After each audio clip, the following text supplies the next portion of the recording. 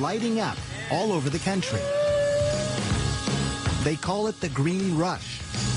Marijuana has moved out of the back alleys and into the open. Happy Cannabis Cup, y'all. In some states, it's legal to grow, to sell, to smoke. And marijuana could be legalized in a city near you. So easy to get, and many think so harmless. But when the smoke clears, is marijuana bad for you? Or could pot actually be good for you? Marijuana is better than all those pills for you in terms of treating? Yeah. I travel the world for answers. What does marijuana do to you? What does it do to your kids? A special investigation. Weed.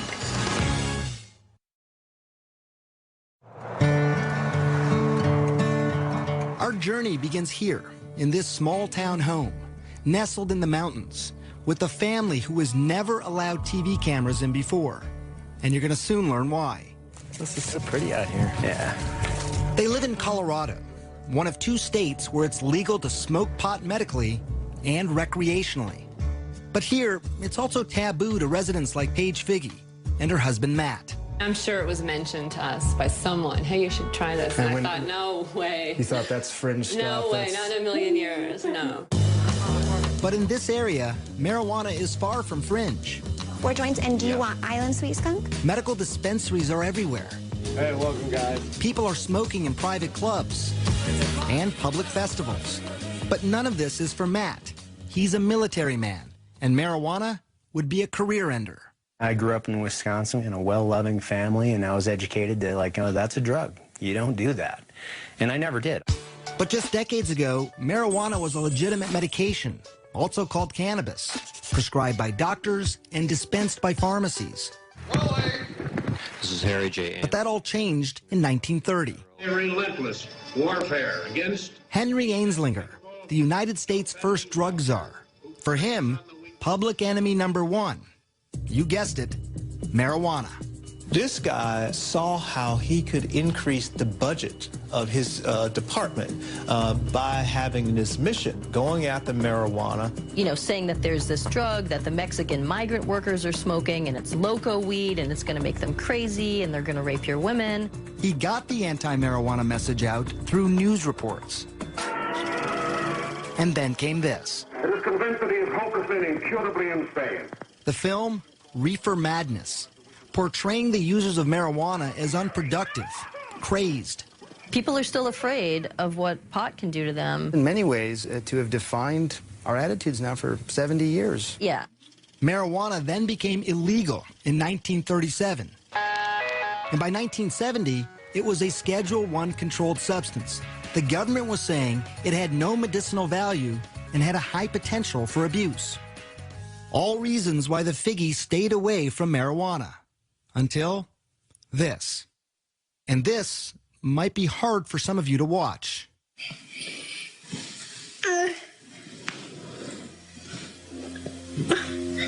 It's okay, baby. This is their daughter, Charlotte, having a seizure. We just thought it was just one random febrile seizure. Nothing to really do, Right. no medications. It's a fluke. Right. A fluke made sense. After all, Charlotte, nicknamed Charlie, was born perfectly healthy, a fraternal twin to sister Chase. Charlie always had big, big smiles. Just happy kids. Easy. Yeah, easy. Very much so.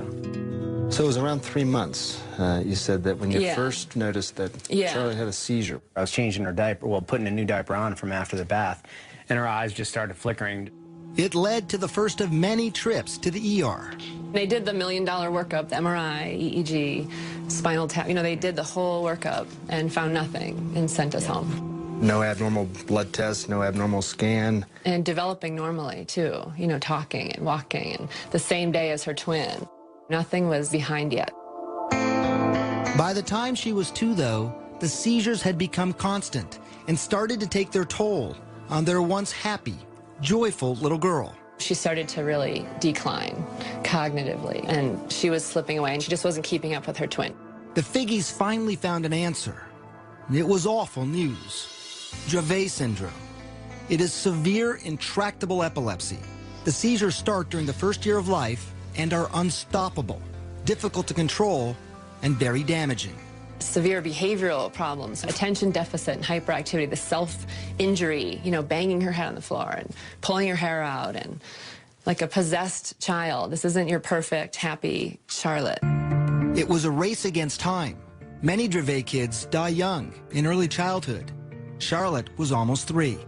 For the next 2 years, the Figgies tried everything. Strange diets, acupuncture, and dozens of powerful drugs like Valium, Ativan, phenobarbital. But nothing seemed to help. Even worse, some of the medications nearly killed her. After 1 dose, she stops breathing. And after 2 doses, her heart will stop. Did you have to do CPR then on her yourself? Yes. I remember when her heart stopped and I had her pulse and I lost her pulse. There was just nothing. The ambulance is on its way. She survived. You're okay. Mommy's here. But now it was fall of 2011, and Charlotte was 5 years old. When things were at their worst, she just sees all night, and the kids are sleeping either in my room or next door. They can hear her, the seizure scream all night, 50 times a night. And Chase would come in the morning and just, this is her twin, and just hug her and like rub her head and say, I'm just so glad you survived through the night last night. Matt had been deployed to Afghanistan, and the only thing he could do to help was start scouring the internet. And he stumbled onto this video of a child using marijuana. So how's everything going? Jaden had 4 days without a seizure. I'm like, wow, this having success on specifically Dravet, this is interesting, it's natural. And while he couldn't ever imagine taking marijuana himself, he was now in the stunning position of recommending it for Charlotte. I was like, we need to do this. And I said, I don't know. Charlie, there you are. And then Charlotte's condition got worse. 300 seizures a week, almost 2 every hour. She was not talking or moving, basically catatonic. As a last resort, doctors wanted to either prescribe a powerful veterinary drug used on epileptic dogs or put Charlotte in a medically induced coma so her brain and body could rest. For Paige, those were not good options. But maybe, just maybe, marijuana now was. But she was about to find out how hard that would be. This isn't go to the pharmacy and pick up your medicine. There was no protocol. When we come back, what will the Figgies do? And what would you do if this were your daughter?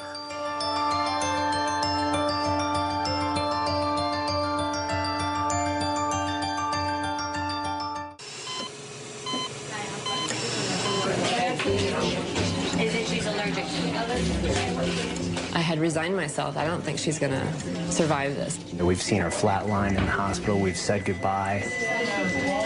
You're listening to Matt and Paige Figgy describe their own daughter. What would you do if this were your child? Charlotte Figgy had an extreme form of epilepsy. Her body was so frail that any seizure could kill her. With no traditional treatment left to try and the clock ticking away, her parents decided to try marijuana. Charlotte was just 5 years old. You need a card in order to be able to get the cannabis from a pharmacy. Doctors have to prescribe it. You need 2 doctors in Colorado to get the card for a juvenile or a child. It was hard. We were the first young child, and they said no. Everyone said no, no, no, no, no. Certainly her age played a role in my hesitance. Dr. Alan Shackelford is a Harvard-trained physician. He's also among a handful of doctors in Colorado who give prescriptions for medical marijuana. From the moment Charlotte entered his office, he knew she was in trouble. While he was just examining her, she had 2 seizures. She'd failed everything. There were no more options for her. Everything had been tried, except cannabis. Here's how scientists think it might work. Marijuana is made up of 2 ingredients. THC, that's the psychoactive part that makes you high, and CBD, also called cannabidiol. It's the CBD that scientists think modulates electrical and chemical activity to help quiet the excessive activity in the brain that causes seizures.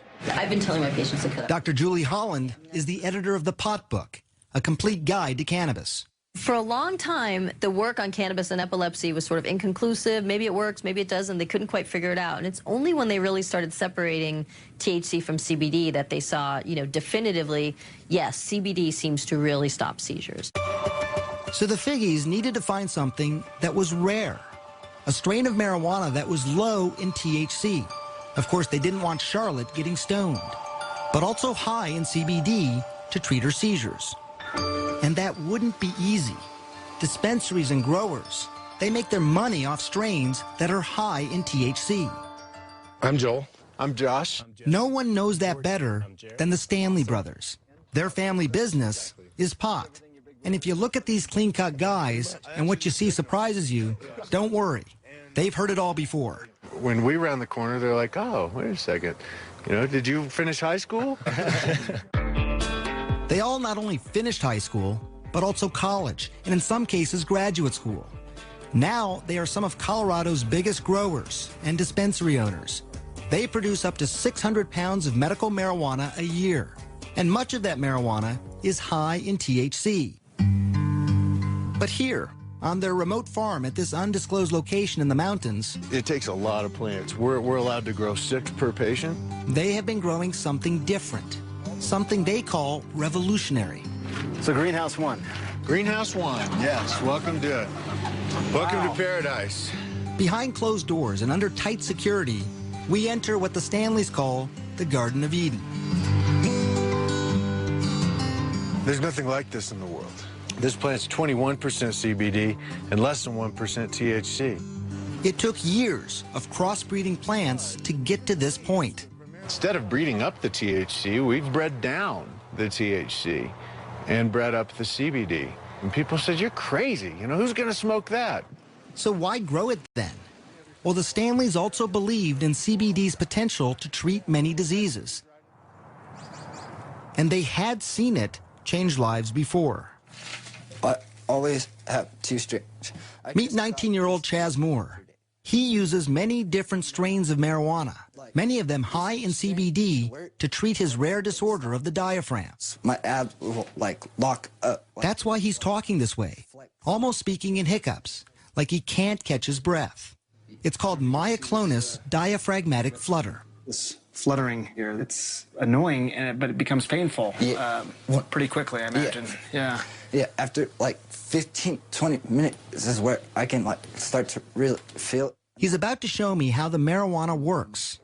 He's been convulsing now for 7 minutes. How quickly do you expect this to work? Within, the first 5 minutes.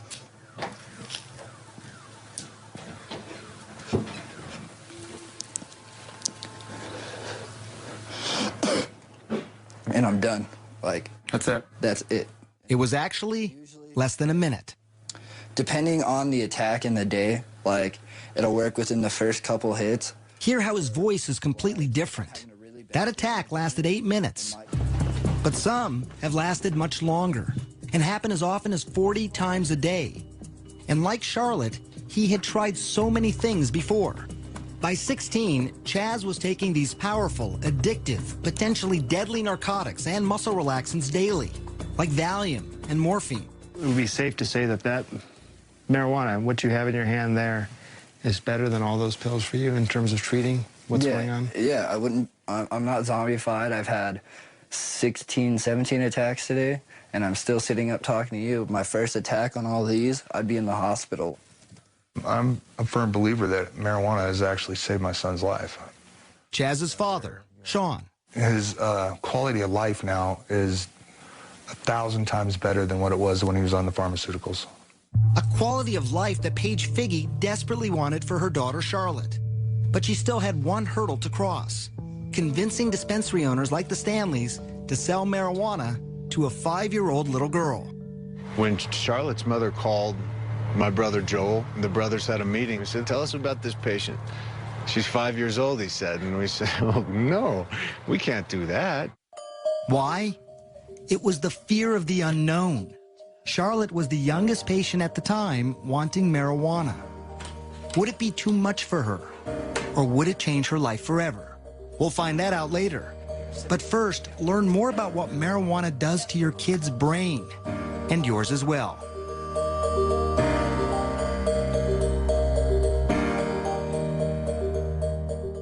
That's what I'm talking about. Y'all smoking or what? If you smoking weed, make some noise.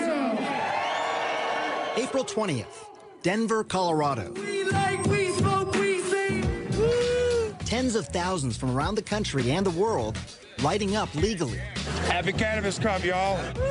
For some, it's a lifestyle. For others, it's a lifeline. We're working with the Lupus Foundation and rheumatoid arthritis. But for all of them, I wondered, what was it doing to their brains? Some of my patients call me pot doc. Your patients call you pot doc? Well, they never meet anybody who's as interested in hearing about their marijuana use as I am. Dr. Stacy Gruber is serious about pot. I want you to name the color and not to read it. Okay. I met her in her labs at McLean Hospital near Boston. She's using high-tech imaging to see what happens in the brain when you smoke. When you first smoke, that is, you light up a joint, a spliff, a blunt, receptors, which are throughout the brain, respond. And these areas of the brain are responsible for things like pleasure, memory, learning, sensation, sense of time and space, coordination, movement, appetite, and other drives, shall we say. So it's sort of an all-over impact, right? So reward, pleasure, hunger. You have this overall feeling of well-being, they say. That all sounds pretty good. Right. It does sound pretty good. And it's not just feeling good, but there's this phenomenon reported by many smokers over the years, especially famous artists, the ability to be more creative. When you feel that high, there's sort of a release of dopamine, and your brain sort of has the ability now to perceive things slightly differently from the way you might have if you hadn't been smoking pot. What you really see is this reduction in inhibitory function. Welcome, Dr. Gupta. Pretty spectacular. Less inhibition. That's something that painter Amir says helps him be more creative. A successful artist, his canvases sell for up to $25,000. It's my favorite way to work. Using marijuana. Yeah. He's been painting for 14 years, smoking for even longer. He says it makes him feel more relaxed, but most importantly for him, he says it makes him less critical of his own work. Stop worrying so much about this and that, and just sort of looking and being as present as possible. Amir does caution that it's a delicate balance for him. It would make me very apprehensive, as maybe a little paranoid, just too analytical. You can get paranoid, you can have disorganized thinking, you get disoriented. It can be uncomfortable, it can lead to panic attacks or anxiety attacks in people. How do you know when you've done too much? Simple tasks become very frustrating, like mixing paint, and then just sort of get into this state of, you know?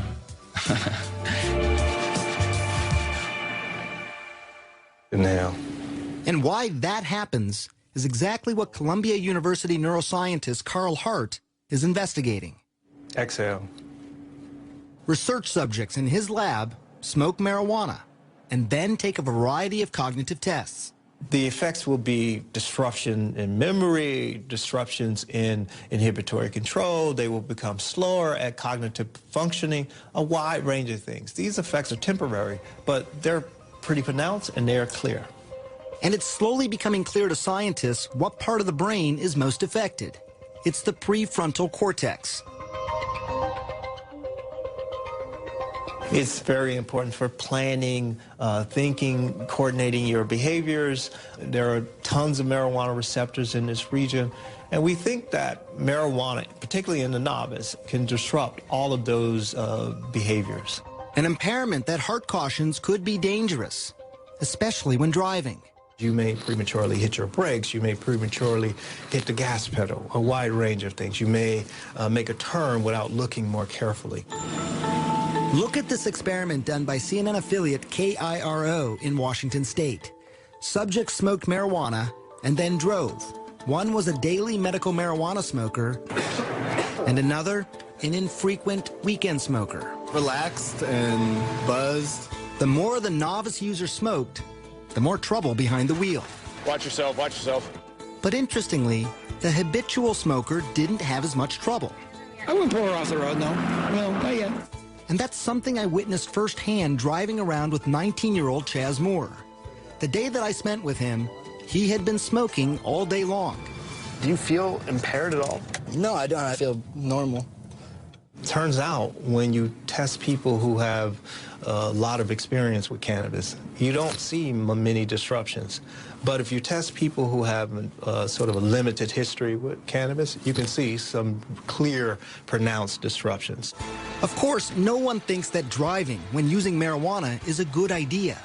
But what scientists can't answer is if there is a safe legal limit, and if people who use marijuana daily as a medicine should be able to drive.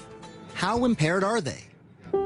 What is more clear, though, is the effect of marijuana on the young brain. What we see is a very big difference in people who begin to smoke prior to the age of 16 and those who smoke after age 16, what we call early versus later onset. Gruber's brain scans show that the white matter, those are the highways that help the brain communicate from one point to another, are impaired in those who start smoking early. Maybe there's underlying white matter connectivity differences. That's your concern, it sounds like, that those highways, those white matter highways, are just more disrupted in people who start smoking early. That's what we see. Perhaps not surprising, given what we know about the young developing brain. That's a very delicate time in brain development, and that's not a good time to be taking any drugs. Preliminary research shows that early onset smokers are slower at tasks, have lower IQs later in life, higher risk of strokes, and increased incidence of psychotic disorders. And while these studies are not conclusive, some scientists are still concerned because in 2012, 35% of high school seniors lit up. And that could mean a generation of kids with damaged brains. And many fear something else. I never really told myself I needed help. A generation of marijuana addicts. When we come back, the truth and the science behind what's being called a growing epidemic. And later, Charlotte's story, the first and youngest child to try marijuana in Colorado.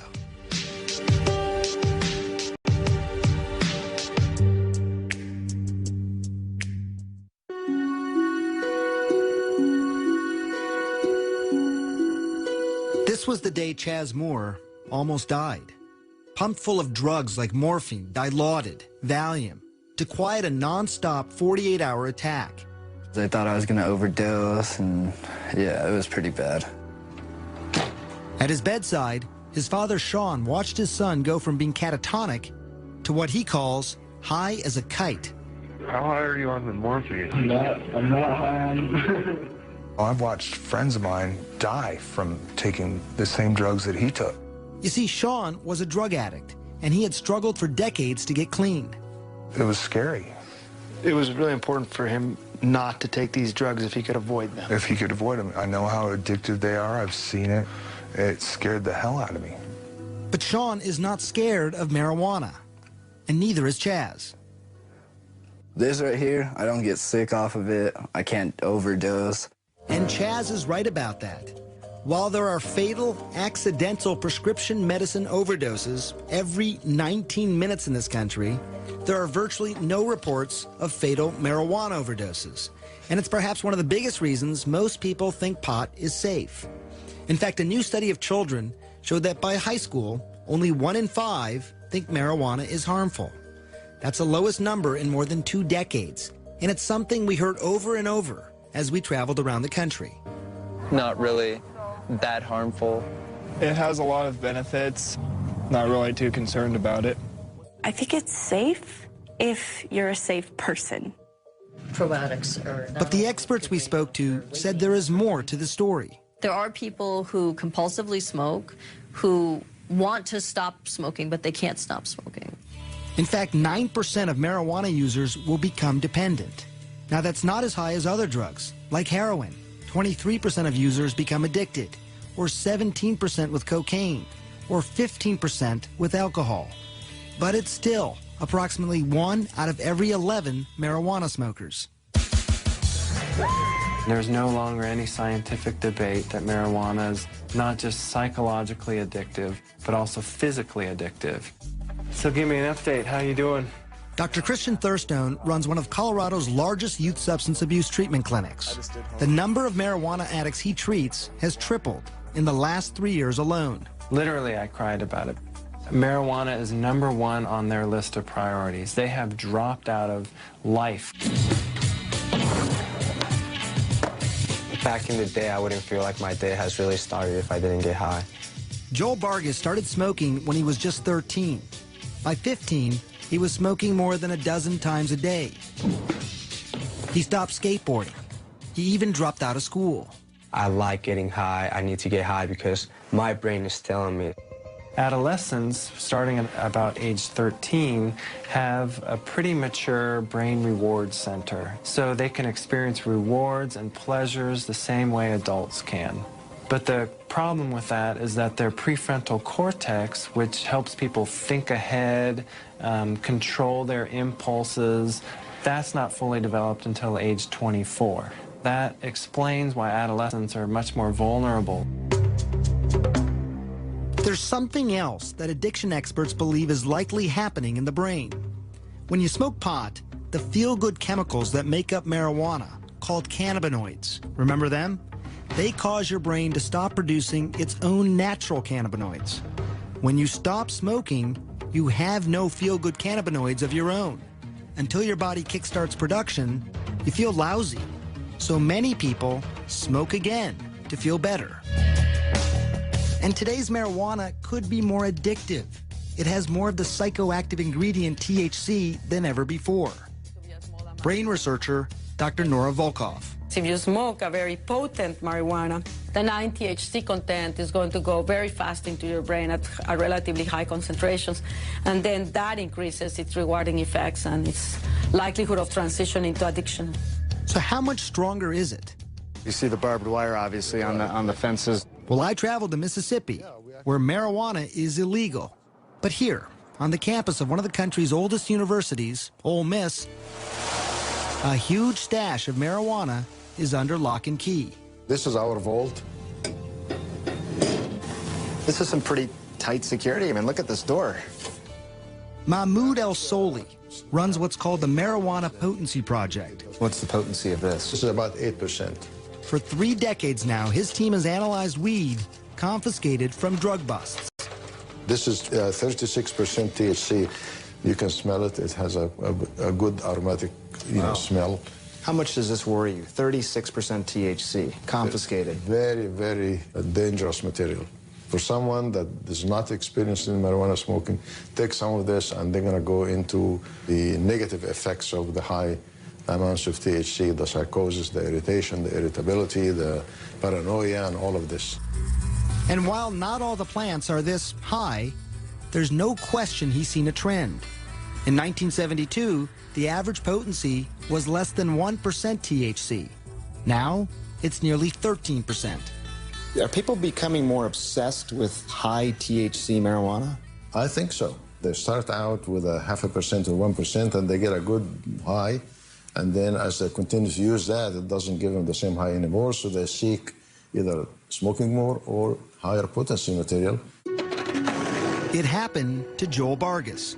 After a couple of years of smoking daily, Joel eventually ended up in rehab, where he faced mild withdrawal symptoms like irritability, insomnia, nausea. It certainly isn't anything nearly as dangerous as abrupt discontinuation of alcohol. You know, for somebody like Joel, going into rehab is really about learning new behaviors, more than it is about sort of treating the physiological dependence or tolerance or withdrawal issues. Joel's been clean now for 6 months, but these kinds of risks, they don't scare off Charlotte Figge's parents. People ask us that a lot, like, how did you make that decision? It wasn't a decision. It wasn't a decision. It was the next viable option. And some would say a radical option, marijuana for a 5-year-old. But it was an option they hoped would change her life forever. Baby.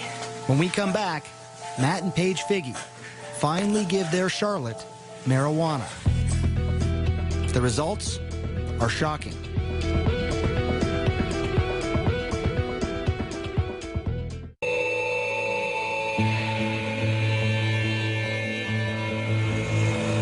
It was January 2012. Afghanistan.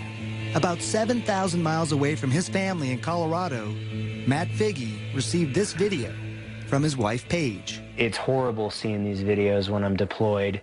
It was his 5-year-old daughter, Charlotte, seizing. Diagnosed with a severe form of epilepsy, she was having 300 seizures a week. Each attack so severe, it had the potential to kill her.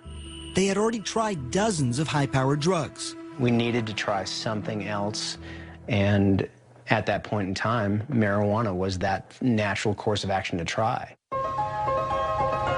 At home in Colorado, Paige searched for marijuana high in CBD. That's the ingredient some scientists think helps seizures, and also low in THC. Remember, she didn't want to get her daughter stoned. She found a small amount at a Denver dispensary. The owner was surprised that anyone would even want it. They said it's funny because no one buys this, you know. That was the general consensus. Nobody wanted it. It didn't have any effect. Paige paid $800 for a small bag and took it home. I had a friend that was starting a business on making medicine. And I said, can you help me extract the medicine from this bag of marijuana? I measured it with a syringe and squirted it under her tongue. It was exciting and very nerve-wracking. Holding Charlotte in her arms, Paige waited. An hour ticked by, and then another, and then another. She didn't have a seizure that day. And then she didn't have a seizure that night. Did you sit there and look at your watch? And... Right, I thought, this is crazy. And then she didn't have one the next day. And then the next day. And I thought, she would have had 100 by now. And I just thought, this is insane. I remember how happy Paige was. Like, it's really working. I can't believe it. Yeah, that was pretty amazing to hear. It had worked. But in just a couple of weeks, the excitement was overshadowed by panic. Paige was running out of marijuana, and the dispensary didn't have any more of that particular strain. Even if there was more, the monthly price tag would have been astronomical, $2,000, and not a penny of it covered by insurance. But then Paige heard about the Stanleys, the 6 brothers, and their greenhouse of marijuana that is high in CBD. I said, oh my goodness. He says, I don't know what to do with it. We're trying new things with it, but no one wants it. It's not sellable. I said, just don't touch that, because we need that plant. At first, they didn't want to take the risk of giving marijuana to such a young child. But then they met her. Tell me about the first time you met Matt, Paige, and Charlotte. I'm going to get you misty-eyed. Yeah, you get all of us crying when we start talking about that little girl. The Figges had hit the jackpot, a steady supply of high CBD marijuana, and they only had to pay what they could afford. People have called us the Robin Hoods of marijuana. They say that we sell pot so that we can take care of the kids and the truly less fortunate. Charlotte was the first of those kids. Late spring 2012, she tried the Stanley Special Marijuana, and again, it worked. I can't tell you what that means to us. Get you, doesn't it, a little bit? If it doesn't get you, something's wrong with you. She lived her life in a catatonic state. Now her parents get to meet her for the first time. What a revelation. Yeah, kitty. The child who had had 300 seizures a week was now down to just 1 every 7 days. Pitter pat, tiptoe. When I first met Charlotte, March of 2013, it was 1 year after that first dose of marijuana. Achoo! After almost 2 years on a feeding tube, she was now eating on her own. Yellow? She was talking, even walking. Puppy. Yeah, please, she said, please. Go! But these stories, they are not without their skeptics. One of the country's 2 hospitals dedicated to Dravet syndrome in Florida states at present there is no evidence that cannabidiol is effective for the treatment of epilepsy. The American Academy of Pediatrics also opposes cannabis, as does the National Institute on Drug Abuse. It is such an amazing turn of events that it really can't be a fluke, but I do still wonder. Do you still wonder too, Matt? Hell no. You know it's working. It's working great. You just look wonderful. And Charlotte's doctor, Alan Shackelford, also agrees. Yet his commitment to medical marijuana has drawn criticism. He's even been called Dr. Feelgood. How difficult is this for you to talk about as a physician? We are typically conservative as a profession and probably as individuals.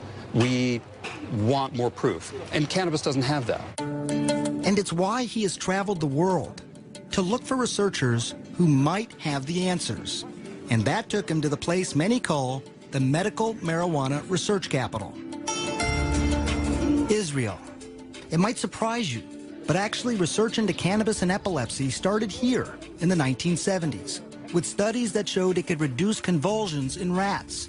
Today, Shackelford is hoping to start clinical trials in humans there.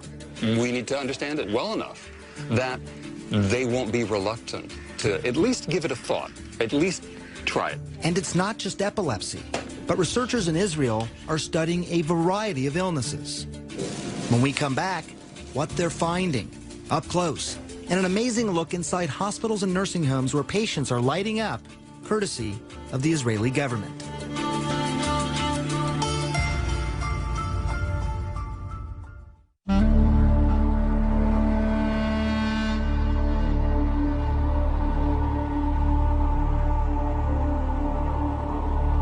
As the sun was rising on the ancient city of Jerusalem, the final leg of our journey was just beginning.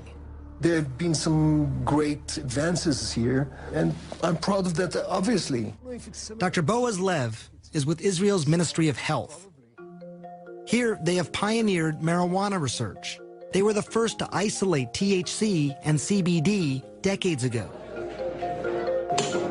And now the country's ministry licensed 10,000 patients to use marijuana medicinally and has approved more than a dozen studies to treat illnesses like PTSD, pain, Crohn's disease, even cancer. Hopefully, this will prove to be the best medication. I really hope so. We're not there yet. Answers might come from places like this. It's a state-run nursing home outside of Tel Aviv. Residents here are using marijuana for pain, loss of appetite, Parkinson's disease, and dementia. Moshe Root is one of those residents. He was 77 when he smoked his first pipe of marijuana. He's 80 now, and he smokes a couple of times a day.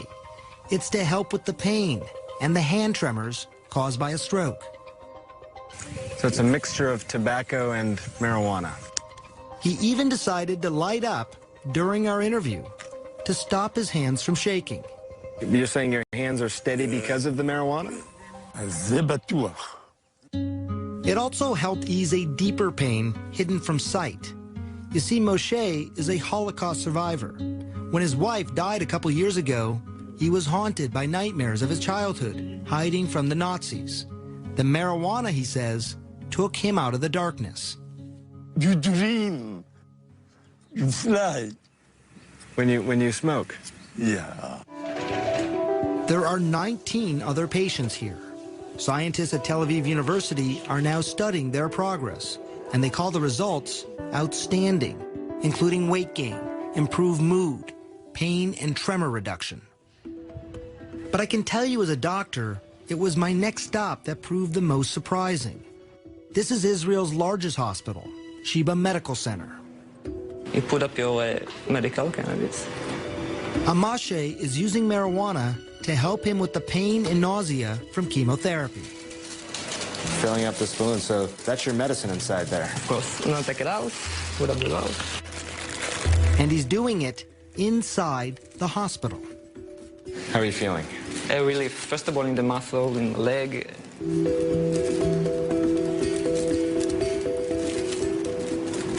And you're not worried about any potential damage to your body? Not at all. The opposite, actually. I really believe I can be cancer-free for a long time if I continue, consume cannabis. Yes, he said cancer-free.